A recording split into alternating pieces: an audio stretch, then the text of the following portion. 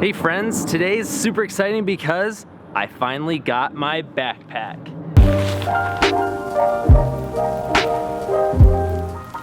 So it finally came. I got the Kelty Redwing 44-liter backpack. I'm not just gonna talk about why I bought this bag today. I'm gonna talk about what you should look for if you're shopping for a travel backpack. Originally, when I was planning to take this trip around the world to a bunch of different countries, I was gonna bring the bag I already had, which is this big old Warface backpack.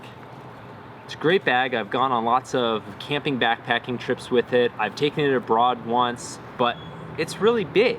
Not necessarily anything wrong with it if you wanna check it, but if you're trying to do carry-on only, like I decided I wanna do, this isn't gonna work. One of the most crucial parts about a backpack is making sure it has an internal frame. On this bag, the frame is in the back right here. This doesn't compress down at all. It's structured. It's not just like a book bag that you have where it's all loose and floppy. Same thing with this bag. There's a structured frame inside of it.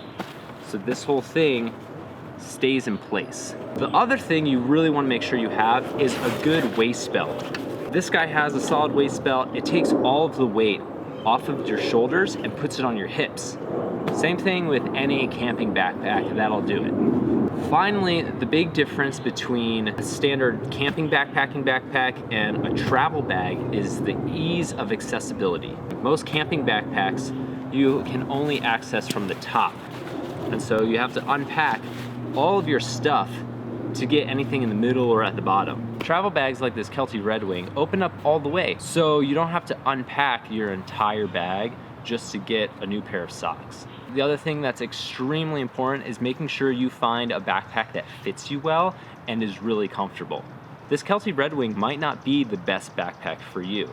For me, it was. I want to talk about specifically why, out of all of the travel backpacks, I bought the Redwing 44-liter.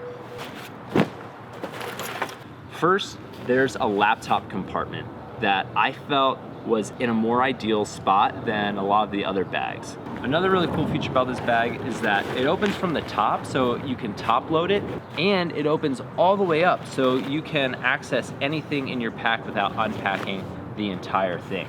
I decided I wanted to travel super lightweight and only bring on carry-ons. I don't want to check any bags. It's gonna save me a lot of time, and it's gonna save me a lot of money not having to pay check bag fees on discount airlines. So the 44-liter Redwing by Kelty will fit into any carry-on compartment on a plane. The other thing that was really great about this bag that was over a lot of the other travel packs that I saw was all of the back support. You have these really comfortable waist belts. You have straps that'll cinch down the pack and draw it close to your back here and up at the shoulders.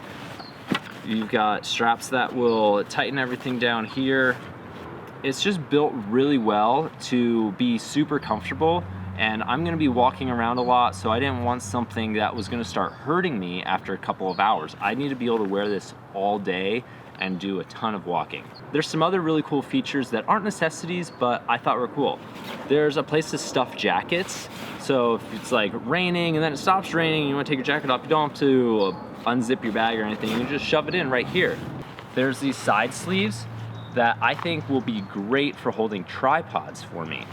Not everyone travels with a tripod. I think these are designed for like trekking poles or tent poles. If you wanted to go camping with it.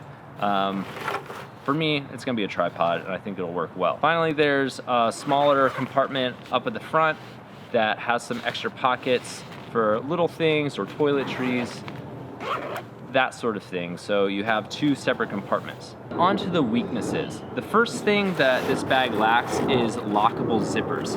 And with travel bags, if you're staying in hostels or something where people might tamper with your stuff, you wanna be able to lock the zippers up.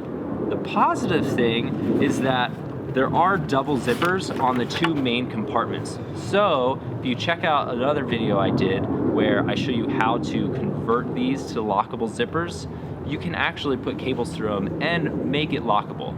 So for me, that wasn't really a downside, but there are other travel bags that already have lockable zippers that are a part of it, so you don't have to fuss around with it later. The The thing I do wish this bag had was side pockets right on the waist belt, so I could keep little things there while I have the whole thing on. You can't really access any of the pockets you have while wearing the bag. If you need to get something, you're gonna have to take the bag off. While that is a bummer, for me it wasn't a make or break deal, so I decided to get it anyway. This wasn't sponsored by Kelty.